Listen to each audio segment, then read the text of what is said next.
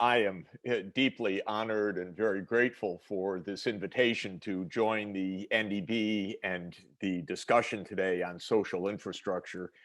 This is an extraordinarily important time and promising time for development banking.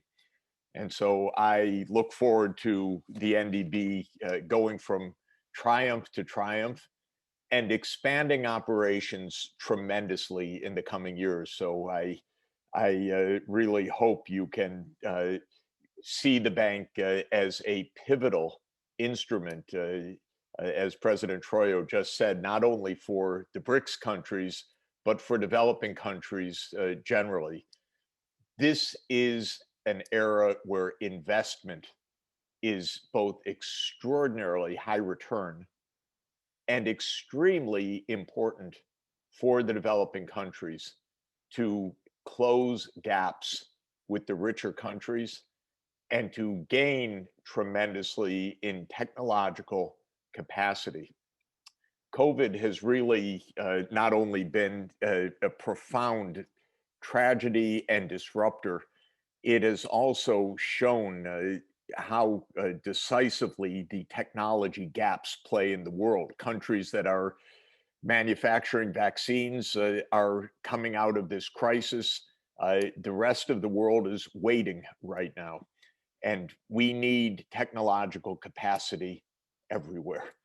We can't have a world that is divided between the haves and the have nots.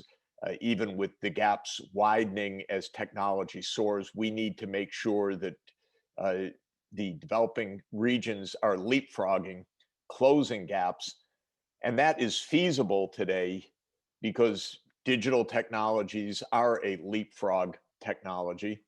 They enable capacities to develop very rapidly, but they require upfront investments. So I am a big advocate. Go into debt, borrow in order to finance the real infrastructure that you need right now. Do not wait. This is the time for major investment scale up.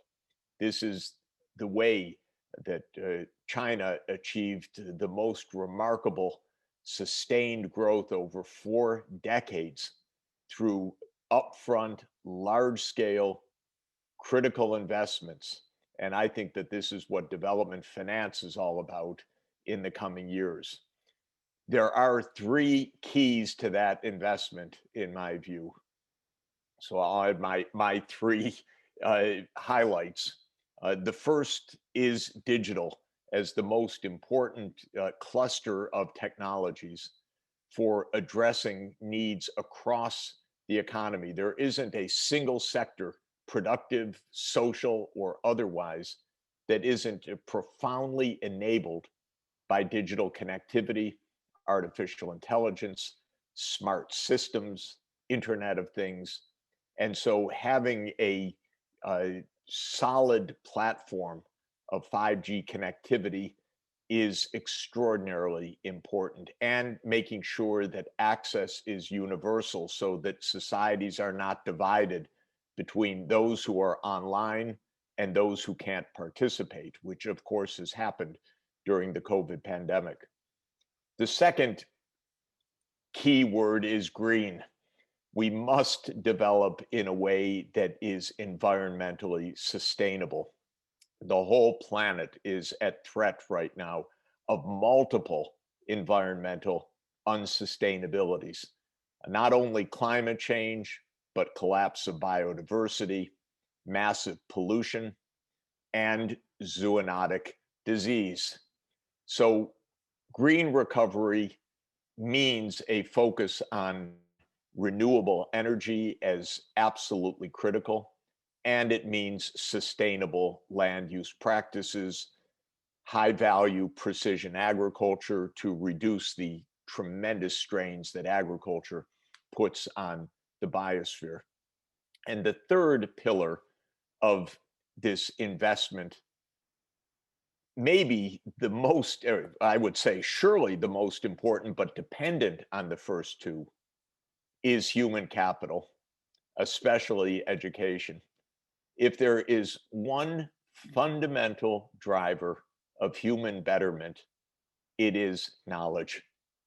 And that is the quality of education at the very center of development. It is unthinkable at any time, but especially in the 21st century, to have development that is based on, say, natural resources or physical capital, because our economic life and our social life and our well-being depends, especially in the 21st century, on well-educated young people.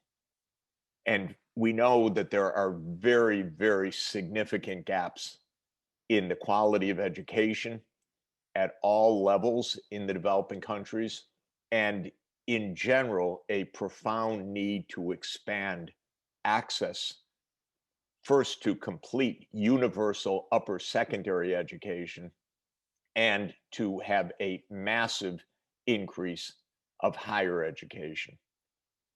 To my mind, these three pillars, the digital, the green, and the commitment to education, all work in synergy, because I believe that the digital access will enable all societies to advance tremendously in education access. I can tell you, even before COVID, for the last 10 years, I've been teaching heavily online in blended learning, with the chance to have classes across the world simultaneously. I believe in students at Columbia University being together with students in Shanghai, Beijing, Sao Paulo, Moscow. Why not connect our students together for joint learning? We've been having seminars pre-COVID all over the world. And from what I can see, in fact, what we are implementing, and this is a point I think for the bank to help champion also, online higher education can enable a massive scale up in the proportion of young people who are able to develop advanced professional skills at a tiny fraction of the cost that is involved in an on-campus full brick and mortar education. In Africa, in particular, the proportion of young people who go on to higher education now is exceedingly small and dangerously small. But with digital access, we could have low cost higher education at a high quality available for young people all over the continent at a very low cost, and with the little bit of ingenuity and innovation, with blended learning at the campuses as well for 1 or 2 days a month. And that would enable a tremendous, tremendous leapfrogging of educational capabilities. Well, as Secretary Seth said and President Troyo said, the possibilities with digital technologies, if there is access, are really almost unimaginable now how powerful. We're seeing this in education at all levels, as I've mentioned. I'm watching my young granddaughters online doing, having a highly fruitful educational experience. We're seeing it at higher education levels, and we're seeing it in another crucial social sector, in healthcare.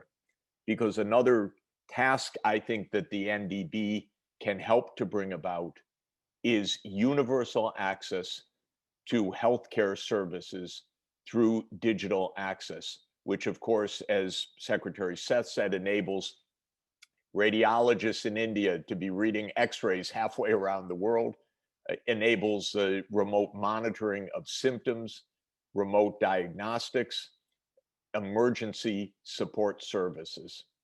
So let me conclude by saying that I believe we're entering an era of massive scale up of investment with a very heavy emphasis on public investment to ensure universality of access.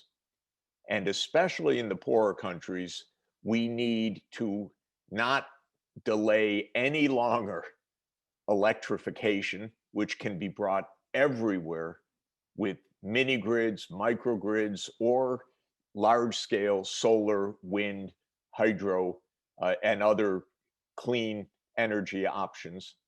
We should not delay universal access to high quality uh, 5G services. I am a big fan of Huawei. I am a big fan of other quality producers.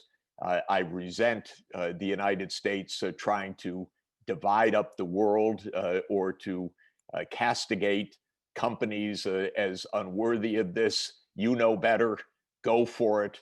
Invest heavily in 5G and get these systems built, and then innovate. And I think the bank can play a huge innovative role in showing how, with the physical access, with the power generation of green and renewable energy, and with the software writing to meet local needs and the platforms to meet local needs, the expansion of education, of healthcare, and of other social services can leapfrog, so that these divides that exist in the world can be rapidly closed in the coming years. That's what the NDB is all about. And I wish you all success and all boldness in your objectives. Please scale up. This is the era to do it. Thank you very much.